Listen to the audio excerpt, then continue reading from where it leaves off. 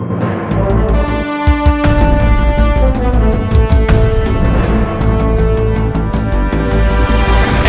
hello and welcome to the best of Hindsight tonight. I'm Damian Musiani, and here is this week's theme. Enjoy.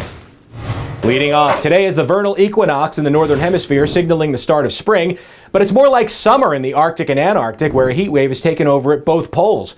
Weather stations in Antarctica reported temperatures at 70 degrees above normal, which sounds really hot, but the big picture is that it's still just 10 degrees Fahrenheit, which is still bone-rattlingly cold.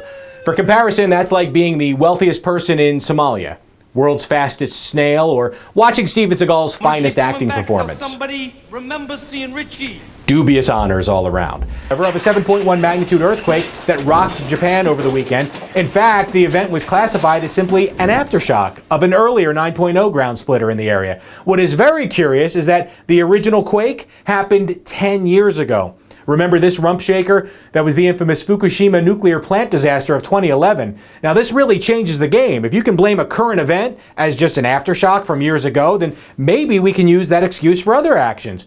For example, Melania Trump can now say that her plagiarized RNC speech was just an aftershock of Michelle Obama's from 8 years prior. Jared Leto's Joker portrayal is just an aftershock of Joaquin Phoenix's, which in turn was an aftershock of Heath Ledger's and Jack Nicholson's.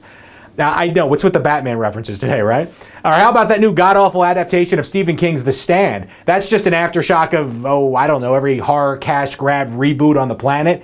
Even the aftershock drink itself is just an aftershock of Goldschlager, really, if you think about it. Langerbuin is not only the northernmost town in the world, it is the fastest warming as well. It's winter, it's 13 degrees hotter there today than 50 years ago. This is the most bustling coffee shop in town, by the way.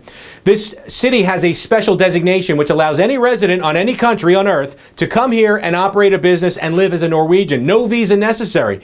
But before you call your realtor, keep in mind that there is a dark secret here. It is officially illegal to die in Langerbuin.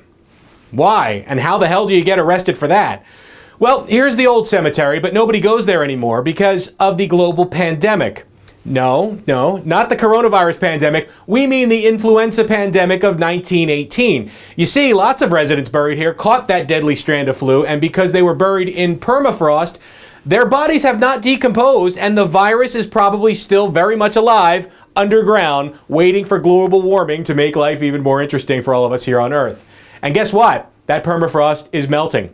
Our advice, forget moving to the poles and invest in buying a pair instead for your feet. And that's your news. Please like and subscribe, and I'll see you next week with Fresh Hindsight.